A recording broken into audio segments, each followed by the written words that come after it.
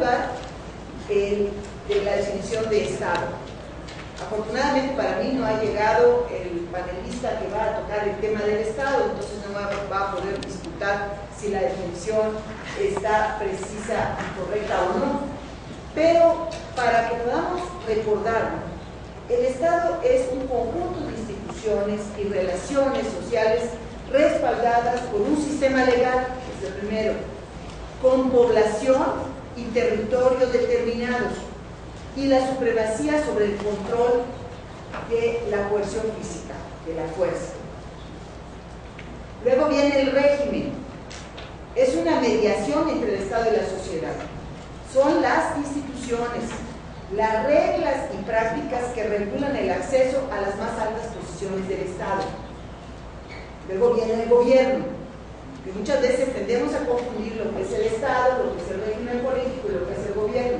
¿Qué es el gobierno? Es la cúpula institucional del Estado. Se llega a esa cúpula a través de las reglas que establece el régimen político. Las decisiones del gobierno son emitidas como leyes y tienen carácter de obligatorias para la población en el territorio delimitado por el Estado. ¿Qué es la democracia? Aquí la definición que tomo es la que está contenida en el artículo 3 de la Constitución. La democracia es un sistema de vida fincado en el constante mejoramiento económico, social y cultural del pueblo.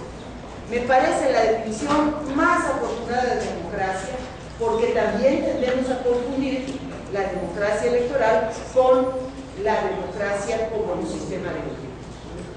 Pero también traje, y ahí está enfrente, las definiciones del Estado democrático. Muy buenas tardes, doctor Guerrero. ¿Cómo estás?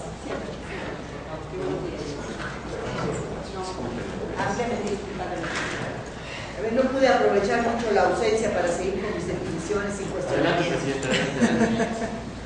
¿Qué es un Estado democrático? Aquí vamos a ponerle una calificación. Es un Estado que por medio de su sistema legal y las instituciones respalda toda una gama de derechos civiles, sociales y culturales de todos sus habitantes, además de los derechos de ciudadanía política. Ese es un verdadero Estado democrático. ¿Qué es un régimen democrático? Es un régimen en el que el acceso a las posiciones se hace mediante elecciones competitivas e institucionales y tiene libertades políticas. Ahora, ¿qué es un Estado débil? Porque muy probablemente por la tarde vamos a estar hablando de la debilidad del Estado. Es un Estado que es incapaz de cumplir como organizador y garante de las relaciones sociales previsibles y ordenadas.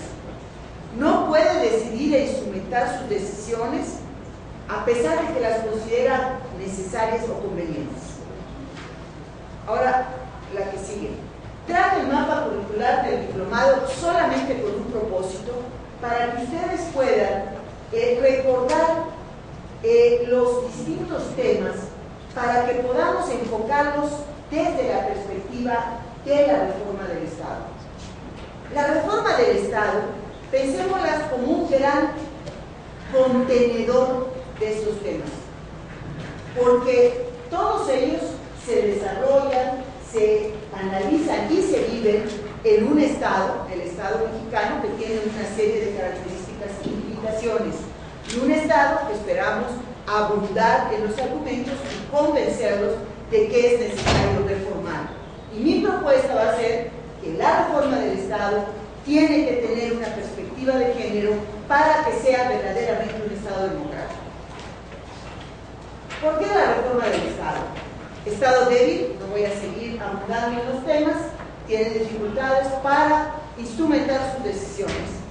Es un régimen político agotado, eso que conocíamos como el acceso a las cúpulas de las decisiones. En el 2000, con el fin de los gobiernos surgidos del Partido Revolucionario Institucional, se cerró un ciclo y se agotó un modelo político que nos rigió durante más de 70 años. No fue solamente la derrota electoral de un partido político, sino el fin de un sistema que se habían establecido, que no solo son las legales, sino también las informales. Y finalmente se necesitaba empezar a crear un nuevo modelo, un nuevo régimen político para poder vivir y fortalecer al Estado mexicano. El gobierno es ineficiente, esa cúpula es claramente que no puede satisfacer las demandas de la sociedad en cuanto al ejercicio de sus derechos políticos, económicos, sociales y culturales. Y en este momento, por esa transición inacabada que nunca llegó a materializarse en el 2000 como el principio de un gran cambio para construir un nuevo régimen político, tenemos grupos de poder sin control. No son solamente los más conocidos, que son los vinculados al crimen organizado. También tenemos lo que ahora ya conocemos como los llamados poderes fácticos, que no tienen mecanismos ni formas de regulación por parte del Estado precisamente por su debilidad. ¿Qué es la perspectiva de género en la reforma del Estado? Sí. La perspectiva de género nos exige repensar las instituciones desde el enfoque, desde la óptica del ejercicio de los derechos de un sector, más de la mitad de la población, que somos las mujeres. Necesitamos redefinir las relaciones sociales sancionadas y respaldadas por el sistema legal. Esas relaciones sociales permiten efectivamente el ejercicio pleno de los derechos de las mujeres o lo limitan. Necesitamos garantizar condiciones para igualdad real de derechos y oportunidades. No la igualdad que está limitada a la definición en la ley, sino la igualdad que permite en la vida cotidiana apropiarse y ejercer esos derechos. Por lo tanto, necesitamos garantizar la remoción de los obstáculos económicos, sociales o culturales o de cualquier índole que nos impide el ejercicio. ¿Cuál es el Estado que aspiramos?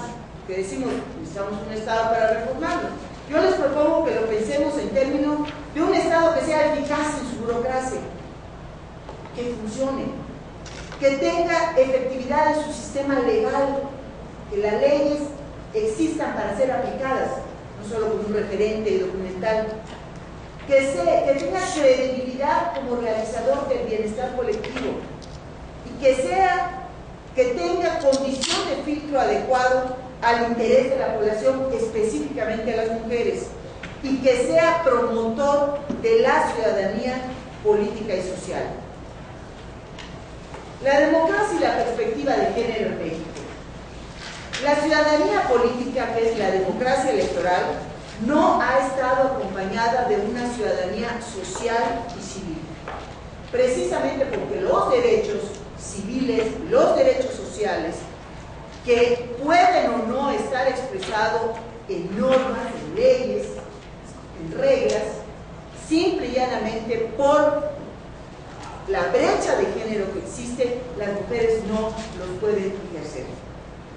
Hay una convivencia entre un régimen democrático con todas las gradaciones que podamos ponerle en México y en los países de América Latina en general, con altos niveles de pobreza y altos niveles de desigualdad, todos ellos impregnados de género. Ustedes lo vieron en el módulo correspondiente a la pobreza, lo vieron en el módulo correspondiente a la violencia de género. Y esto es algo que no debemos olvidarnos. Hagan de cuenta que nuestro mantra para analizar desde la perspectiva de género la reforma del Estado es si efectivamente podemos ejercer nuestros derechos. Y si no lo podemos hacer, ¿por qué razón? Y hay, en consecuencia, una construcción sociocultural de las diferencias que tienen una serie de relaciones de poder derivadas de esta situación. Rápidamente, el triángulo de la democracia. El primer tema que quisiera señalar, el tema de la pobreza. No voy a abundar más, porque ustedes lo vieron con mucho detalle en el módulo respectivo, pero solamente señalar que hay una relación específica entre pobreza y democracia electoral.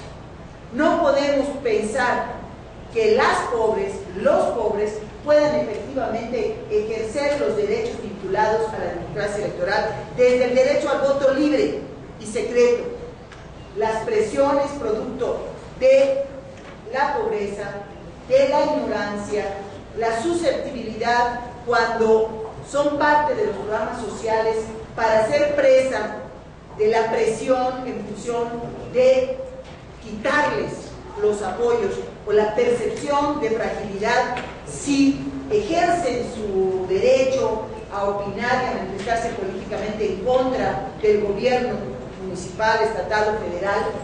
No necesitan